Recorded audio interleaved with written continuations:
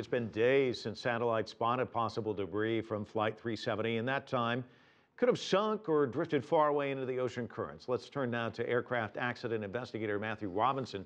Matthew is with Robson Forensic, and he can provide more insight into the complexity of this search. And Matt, if you look at your background, which I have, you were a lead investigator in a number of aircraft mishaps in numerous challenging environments, everything from desert combat zones to snake-infested swamps. So as challenging environments go, how does this one stack up?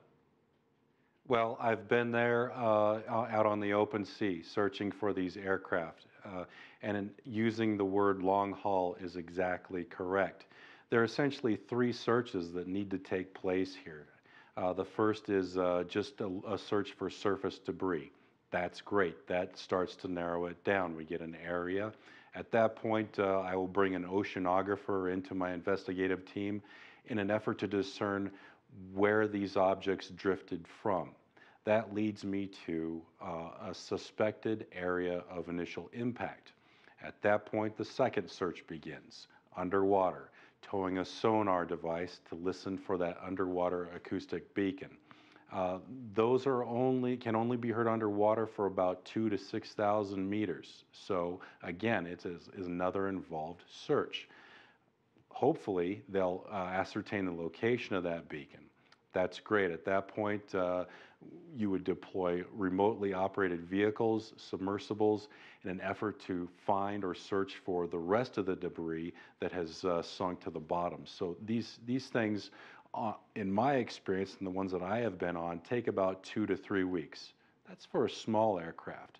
An aircraft of this nature, I would anticipate at least 2 to 3 months after it's been found. Wow, so this is a long haul, isn't it? It is, and we've had pieces or objects of the aircraft that I've been searching for wash ashore 2 years later. So I'm confident evidence is going to turn up. The real gist or the real crux is when.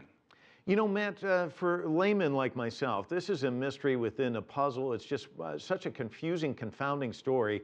What do you find puzzling about all of this? They're all puzzling, Mike. I've been doing this for years, and every single time where I have a pretty good idea going into it what happened, I'm always surprised. And I think that's going to turn out to be the case in this one as well. And that's why you won't hear any theories or any conjecture coming from me. It would be irresponsible for an investigator to do so. So let's let the facts speak for themselves as soon as we gather those facts. What happens if they find debris? What's the next stage after that? That's great. So they find the debris floating on the surface. You bring it aboard to a ship. You rinse it down with fresh water to prevent any further saltwater corrosion. You get as many pieces as you can that are floating on the surface, and like I said, go into the procedure of trying to find the last or the known suspected point of impact. You bring all those pieces back ashore. You examine them carefully, and you try and determine the mode of failure, how everything failed piece by piece. That takes a long time as well. Matt, a lot of people talking about the black box today. The battery only lasts for 30 days. It's been 14 days now. How big a concern should that be? Well, after 30 days, all hope is not lost, but it is a significant setback. But again, let's go back to Air France. It was found 2 years later by just a Herculean effort, search effort. So I'm confident we'll get something out of it. We'll see what happens. All right, Matt Robinson telling us this is a long haul, and it could be a story that goes on for some time. Matt Robinson joining us from Denver. Thanks so much.